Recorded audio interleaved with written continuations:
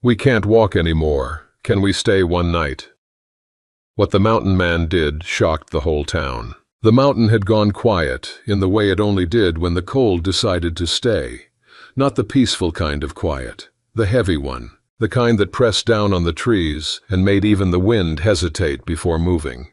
Elias Crow noticed it before he heard anything. He stood at the edge of the tree line, axe resting against his shoulder, breath fogging in front of his beard. Snow clung to the cuffs of his wool coat, packed hard from hours of chopping dead pine.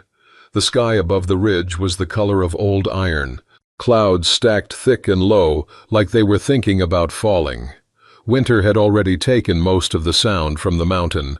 Birds were gone. Streams whispered under ice. Even the trees cracked less now, as if conserving strength. That was why the voices didn't belong. They came faint at first, broken, almost swallowed by the wind. "Please." Elias froze. The axe slipped from his shoulder and sank into the snow beside his boot. He listened again. There it was. Not one voice. Two. Thin, raw, worn down to the bone. We can't walk anymore." Elias turned slowly, scanning the slope below his cabin.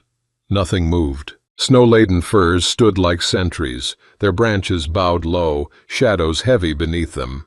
Another pause. Then, "Can we stay one night?" The words cracked at the end, like the speaker knew how much they were asking. Elias swallowed.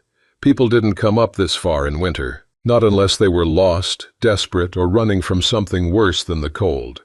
The town sat nearly 15 miles down the mountain, and even the road there was half buried by drifts and ice. He stepped toward the sound, boots crunching softly. His hand drifted to the rifle slung across his back, not out of fear, out of habit. The mountain taught caution the way fire taught pain. Between two firs, he saw them. Two shapes collapsed against a fallen log, half covered in snow. A woman and a child. The woman was on her knees, one arm wrapped around the girl's shoulders, the other braced against the log like it was the only thing keeping her upright. Her hair was dark, tangled with frost. Her coat, too thin for this elevation, hung open, the fabric stiff with ice. The girl couldn't have been more than 10. Her boots were soaked through. Her lips had gone pale blue. She leaned fully into the woman, eyes half closed, shivering so hard her teeth clicked audibly in the still air. Elias stopped a few feet away. Neither of them looked up at first. They were listening too, waiting to hear if he was real. Finally the woman raised her head. Her eyes met his, wide and braced, like she'd already decided how much it would hurt if he said no. "We won't be trouble," she said quickly, voice hoarse. "Just one night, that's all. We'll leave before morning." Elias didn't answer. He took them in slowly. The frost-bitten fingers, the way the girl's hands had curled into claws inside her sleeves, the tracks behind them, uneven, dragging, barely visible under fresh snow. They wouldn't make it another mile. The woman followed his silence and tightened her grip on the child. "I know you don't know us," she said. "I know this is your land, but she—" Her voice broke, and she paused, swallowing hard. She can't feel her feet anymore. The mountain seemed to lean in, waiting. Elias finally spoke. "Where'd you come from?" The woman hesitated, just a beat too long. "The town," she said. "We left before dark, thought we could—" She let out a weak, humorless breath. "Thought wrong." Elias looked past them, down the slope, where the trees thinned into nothing but white and distance. The town had been uneasy lately. Whispers of theft, a burned shed, a missing man. Fear spread faster than fire once winter trapped people together. He looked back at the woman. "You followed?" he asked. Her jaw tightened. "Yes." That was answer enough. Elias exhaled slowly, the sound rough in his chest. He rubbed a gloved hand over his beard, snow dusting down onto the ground. One night could turn into a story could turn into a rope. The mountain had taught him that too. But then the girl sagged further, her knees buckling. The woman caught her, desperate now. "Please," she whispered. "I'm not asking you to save us. Just let us be warm." Elias moved. He shrugged off his pack and slung it over the log, then stepped closer, crouching in front of the child. He reached out slowly, giving her time to pull back if she wanted. She didn't. Her skin burned under his glove, fever hot beneath the cold. That settled it. "All right," he said quietly. The woman's breath hitched. "One night," he continued. "You follow my rules. You don't wander. You don't touch what ain't yours. And when morning comes, we talk about where you're going." Tears froze instantly in the woman's lashes as she nodded. "Thank you." Elias lifted the girl easily, her body light from hunger and cold. She stirred faintly, her forehead resting against his shoulder.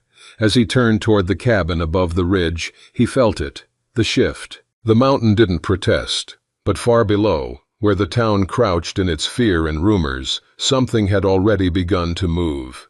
And by morning, everyone would know what the mountain man had done. The cabin sat higher than it looked from below, tucked into the shoulder of the mountain like it had grown there, and decided not to leave. Smoke leaked thin and steady from the stone chimney, the only sign of warmth in a world gone white. Elias pushed the door open with his shoulder. Heat rolled out immediately. Wood smoke, iron, dried herbs hanging from the rafters.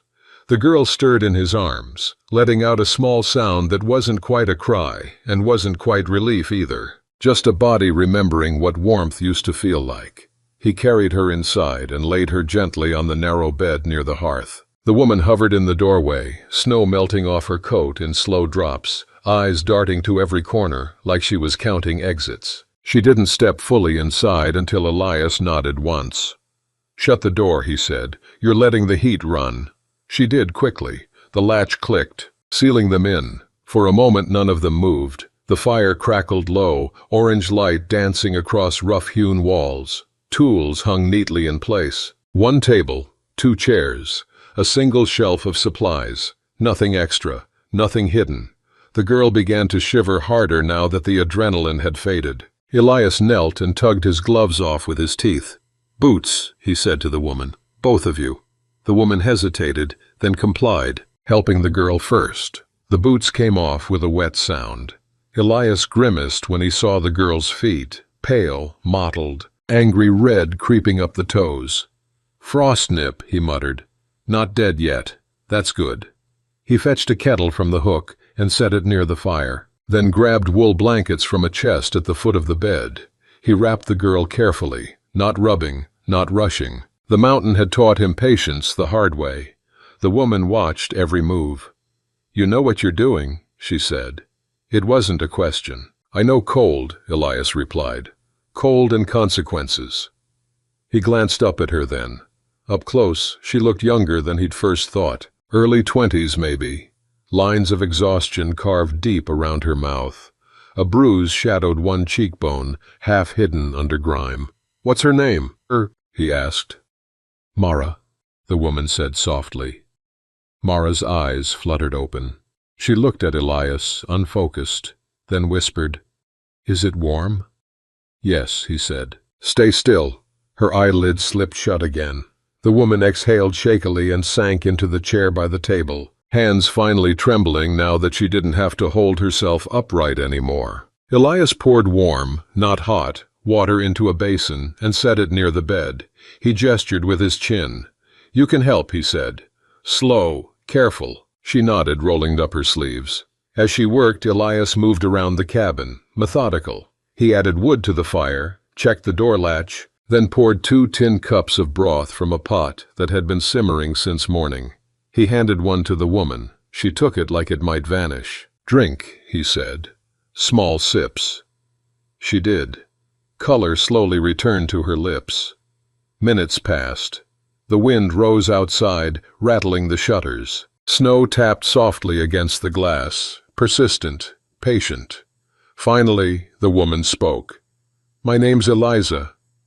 Elias didn't respond right away. He sat across from her, elbows on his knees, hands loosely clasped. "All right," he said at last. Silence settled again, but it was different now, heavier, expectant. Eliza stared into her cup. "They're saying things in town," she said quietly. Elias's jaw tightened almost imperceptibly. I figured. They think I took something, she continued. They think I burned the mill shed. And did you? No. The answer came instantly. But I know who did. Elias leaned back, studying her. That won't matter by morning, he said. Town doesn't care about truth when winter's got them scared. She looked up at him then, eyes bright with unshed tears. That's why we left. A log shifted in the fire. Sparks jumped. Elias rubbed a hand over his face. He had lived alone for 8 years now. 8 winters. 8 seasons of minding his own business, selling firewood to the town when they needed it, staying invisible the rest of the time. He thought of the faces that would harden when word spread, the way fear always needed somewhere to land. You should know something, he said. People don't come looking for shelter on this mountain by accident. If they followed you, they'll come here. Eliza nodded. I know. You willing to face that? Her eyes flicked to the bed, to Mara's small bundled form rising and falling with each breath. I already am. Elias stood. I'll take first watch, he said. You sleep, both of you. I can. That wasn't an offer. She closed her mouth, then nodded. He banked the fire lower, then took his rifle from its hooks and settled into the chair nearest the window. Outside, the night deepened, the storm thickening its grip on the mountain. Hours passed. The wind howled now, full-throated, throwing snow sideways. Elias didn't move. He watched the dark between trees, listened to the mountain breathe. Sometime near dawn, he heard it, a sound that didn't belong, a distant shout, then another. Lantern light flickered far below, bobbing through the trees like uneasy stars. Elias's grip tightened on the rifle. The mountain man had given shelter for one night, and the town was already on its way to collect the price. The lantern lights climbed the mountain slowly, not rushed, not lost. That was what troubled Elias most.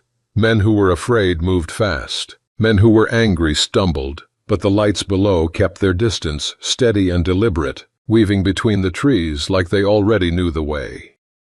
Elias rose from the chair without a sound. He crossed the cabin, lifted the latch, and stepped into the cold. The door closed behind him with a muted thud, sealing warmth and breath and sleep inside. The storm hit him full in the face. Snow drove sideways, sharp as thrown grit. Wind tore through the trees, bending them until they groaned. The moon was gone, swallowed whole by cloud. Only the faint glow below cut through the dark.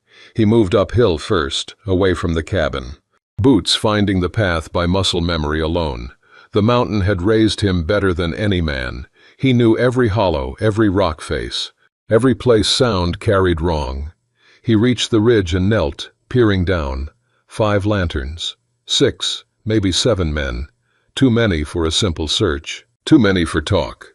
He felt the weight of the rifle settle into his shoulder and hated how familiar that feeling still was. A voice carried up through the wind. Crow! The name struck the air hard, like a challenge thrown at the mountain itself. Elias stayed still. Another voice, closer now. We know you're up there. Boots crunched, snow shifted. The lantern spread slightly, fanning out. They're asking for the woman, the voice continued. And the girl. Elias closed his eyes briefly. Of course they were. They say she set the fire, the man called. Say she stole supplies and ran. Folks are cold down here, Elias. You know how that goes. Elias stood. He stepped into view at the edge of the ridge, rifle lowered but visible, his silhouette cut sharp against the storm.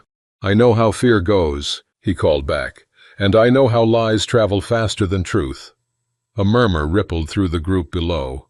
The lead man raised his lantern higher. Elias recognized him then, Deputy Harland, badge crooked on his chest, eyes too eager for authority.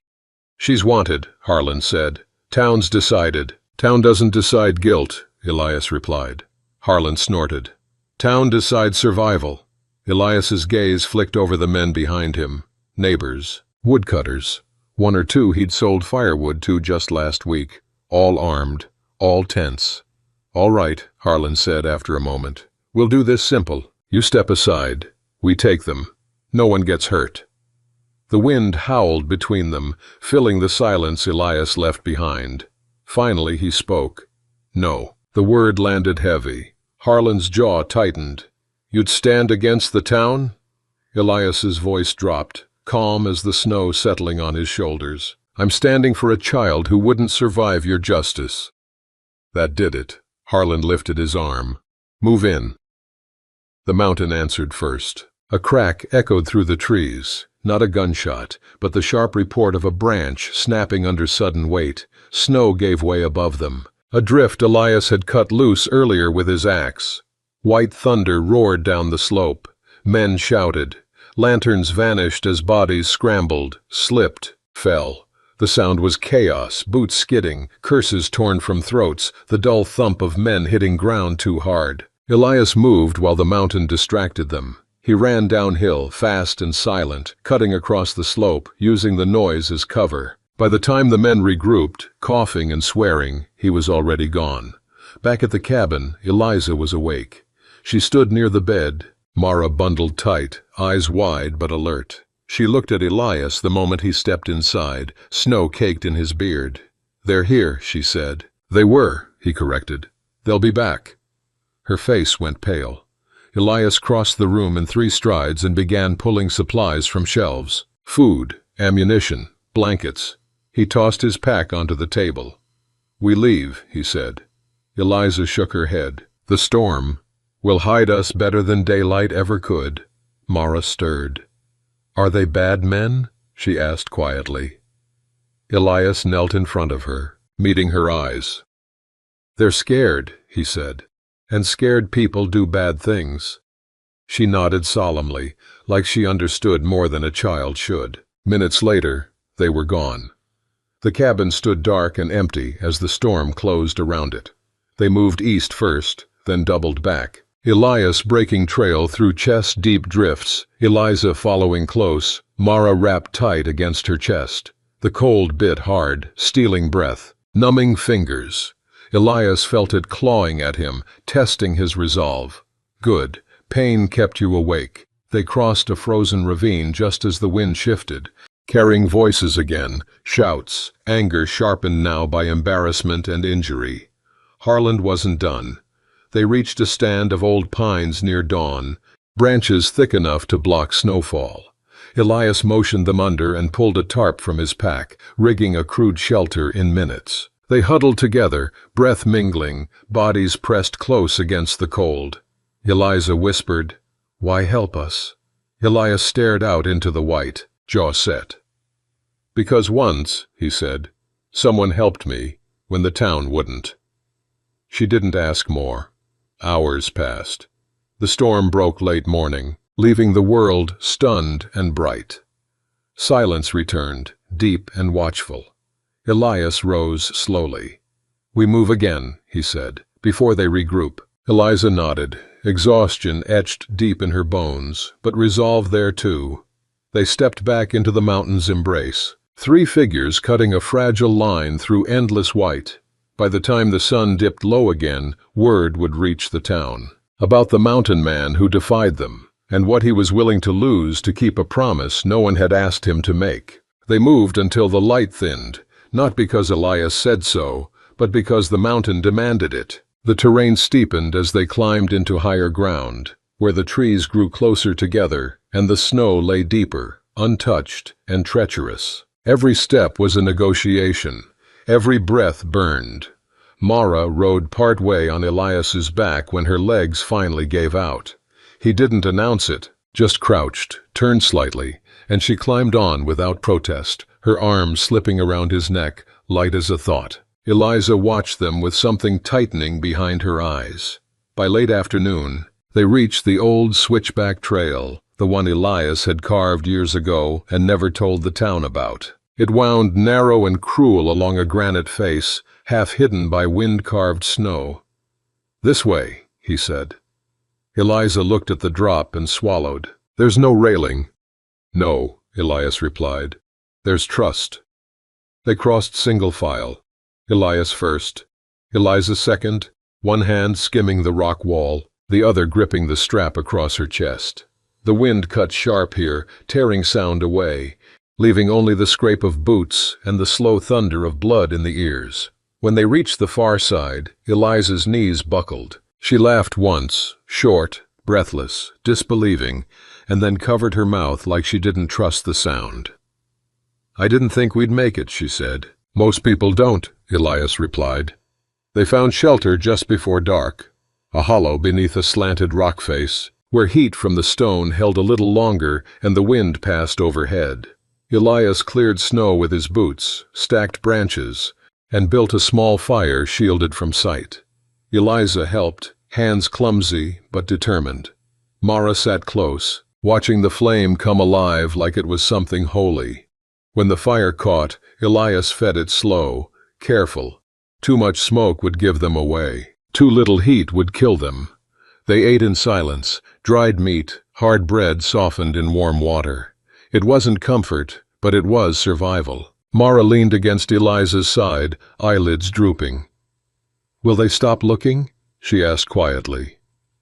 Elias looked into the fire. "Not right away." Eliza stiffened. "Then what?" "Then they get tired," he said, "or colder, or scared of something else." "And us?" Elias met her gaze. "You keep moving." The truth settled heavy between them. That night, the temperature dropped so fast, the air seemed to shatter. Elias wrapped the blankets tighter, added his own coat around Mara's small body. He stayed awake, rifle across his knees, listening to the mountains speak in creaks and groans and distant cracks of ice splitting stone. Sometime before dawn, he heard it. Not voices.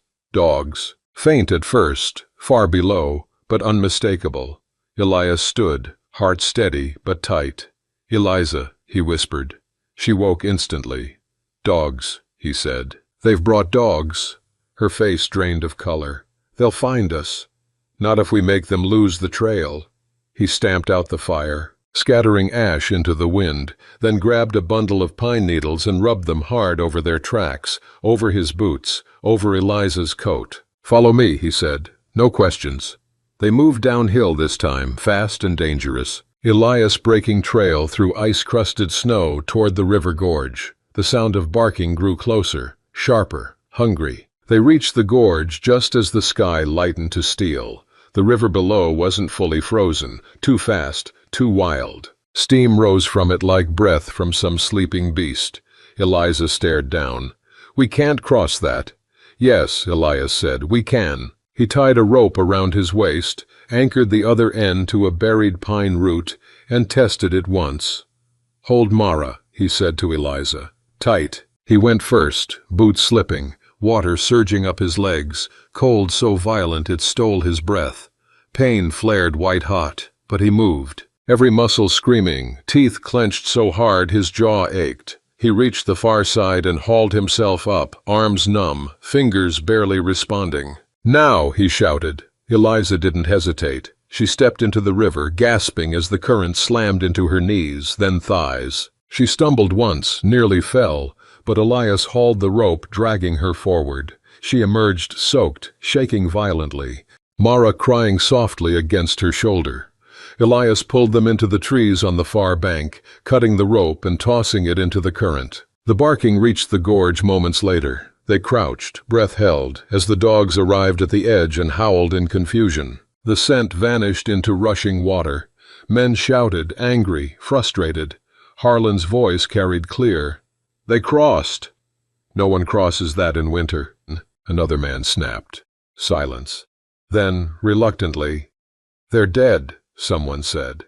Elias closed his eyes. They waited an hour.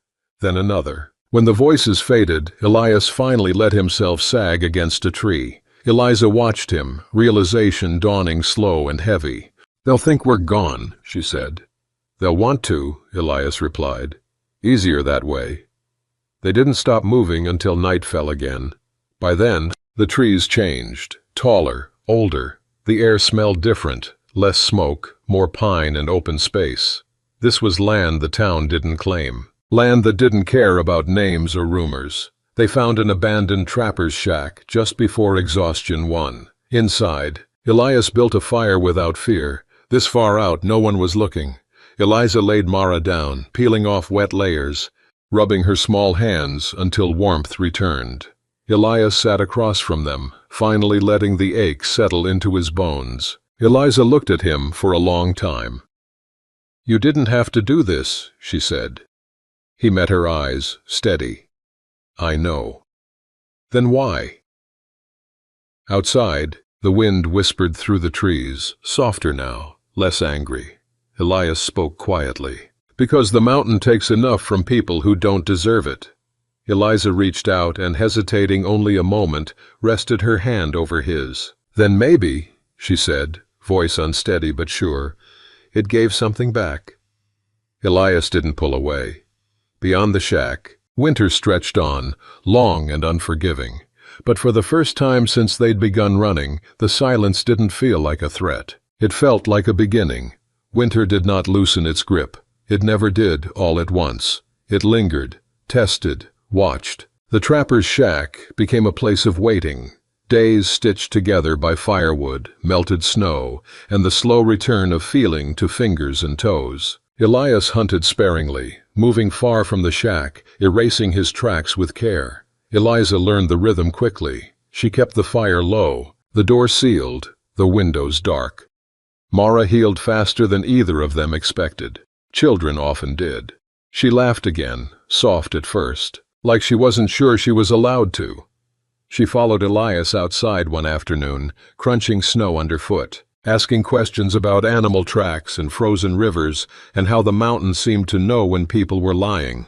"It listens," Elias said. "Same as people do, just longer." The words stayed with her. Weeks passed. The town tried once more. They came halfway up the mountain before the cold turned cruel and the dogs refused to go farther. No one wanted to die for a story that had already started to rot. By the time spring threatened the edges of the snowpack, the town had settled on a different truth, that Eliza and the girl had perished in the storm, that Elias Crow had tried to help and failed, that mountains were unforgiving. People preferred endings like that. They didn't ask questions after. Elias returned to his cabin only once. He went alone. The door stood as he'd left it, hinges creaking softly when he pushed it open. Dust lay undisturbed, the hearth cold. The place felt smaller now, like a coat he'd outgrown. He gathered a few things, tools, a book, his mother's old compass. Then he stood in the center of the room and listened. Nothing called him back. He left the door unlocked. When he returned to the shack, Eliza was outside, splitting kindling. She looked up when she saw him, searching his face. "It's done," he said. She nodded, not smiling, just breathing easier. That night, as the fire burned steady and the snow melted slow, Eliza spoke the words she'd been carrying for months. "I don't want to keep running," she said. Elias stared into the flames. "Neither do I." The decision didn't come with ceremony, no promise. No grand plan, just the quiet agreement of people who had already crossed the worst ground together. They built something small that summer. Not a cabin, a home, lower elevation, near water, far enough from the town that news arrived late and left early. Elias traded wood again, but only with travelers passing through. Eliza planted a garden that surprised them both. Mara grew tall and fearless, her laughter echoing off the hills like it belonged there. People eventually came. They always did. They saw a man who kept to himself, a woman who worked hard, a child who watched everything. They heard stories, most of them wrong. One autumn evening, years later, a stranger stopped by the fence line. He was older, weathered, carrying the weight of a town that had never forgiven itself properly. "You Elias Crow?" he asked. Elias nodded. The man hesitated. "You know, folks still talk." Elias waited. "They say you chose strangers over your own." Elias glanced toward the house, where Eliza stood in the doorway, Mara beside her, bundled against the chill. "I chose people," he said simply. The man studied him, then nodded once. "Reckon that's rarer." He left without another word. Winter returned, as it always would. But it came gentler now. Years later, long after the town had found new fears, new names to whisper, someone would ask why the mountain man disappeared, why he never came back down, why the cold never seemed to touch him the same way again. And those who knew better would say this, that one winter, two voices climbed the mountain and asked for shelter, and the man who answered them didn't just change their fate, he changed the mountain's memory of him. Because some nights, when the snow falls heavy and the wind slows to a hush, the mountain still remembers the warmth of a fire shared, and it keeps the path hidden,